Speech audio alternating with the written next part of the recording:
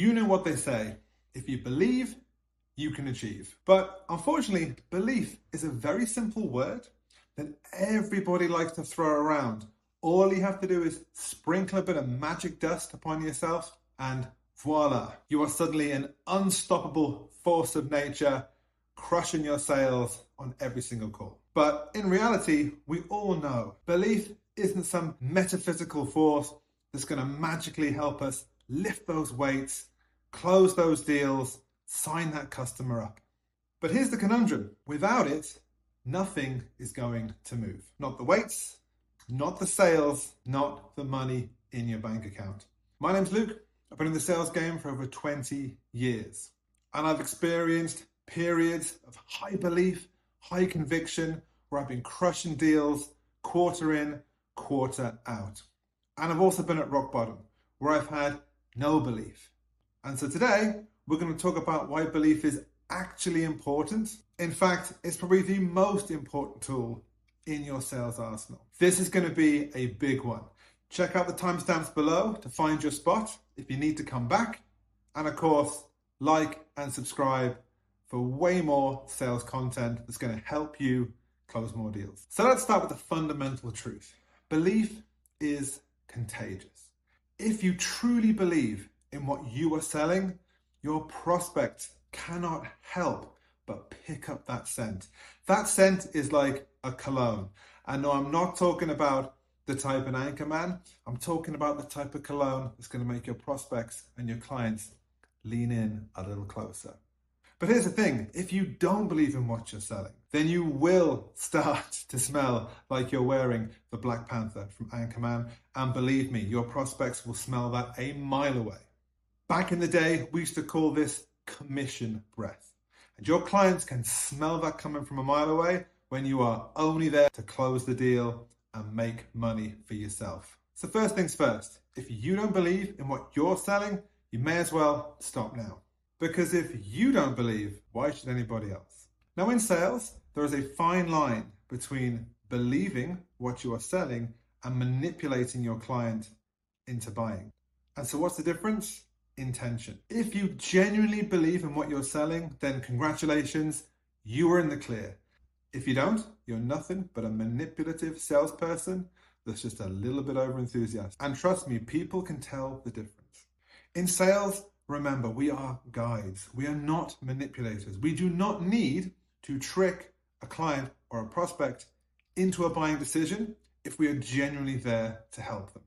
Okay, let's ramp it up a bit now and talk about conviction. What is conviction?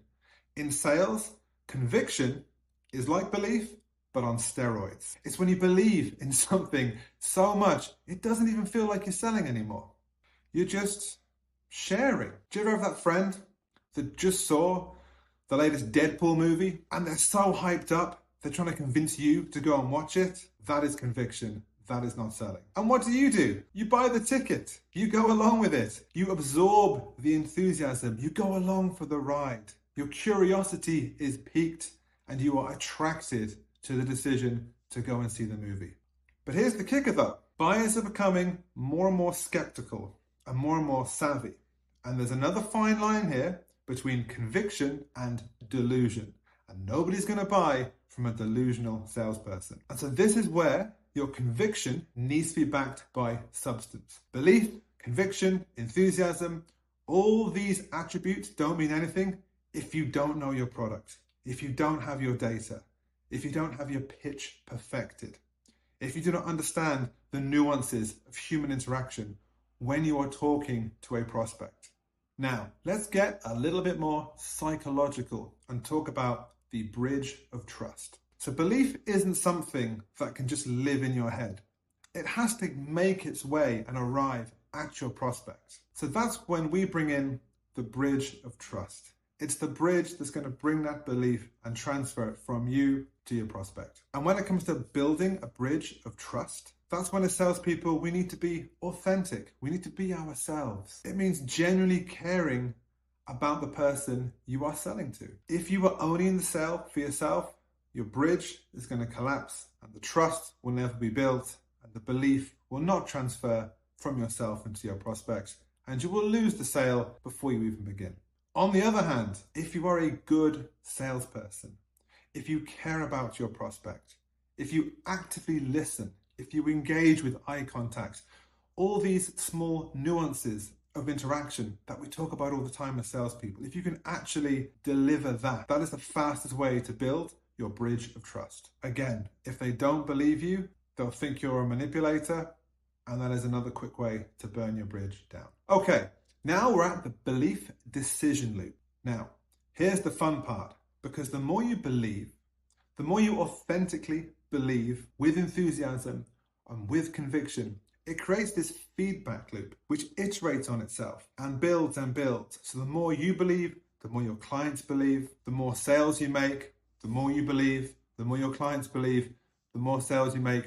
You can totally see where we're going with this. Be careful though, because it can work the other way as well. If your belief is interpreted as manipulation, if you are seen as not an authentic seller, then there's a downward spiral that can also occur, where you lose deal after deal, you fake it some more, you fake it some more, you keep losing your deals, and that is a place you don't want to. What if you're not a manipulator? What if you're just not a very good salesperson yet? These type of downward spirals can really affect one's mental health, can really bring in self-doubt, and again, not just as salespeople, but as humans.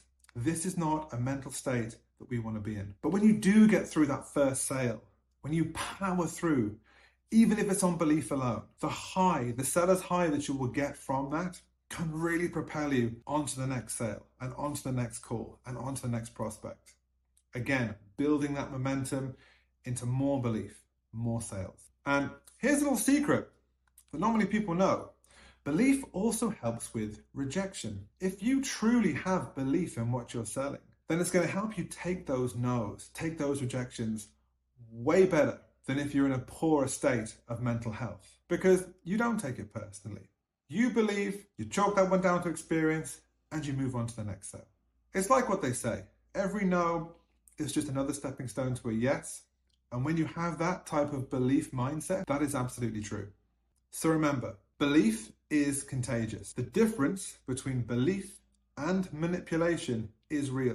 The difference between belief and manipulation is your intention. Conviction is so powerful, but only if it's backed by reality. Trust is the bridge.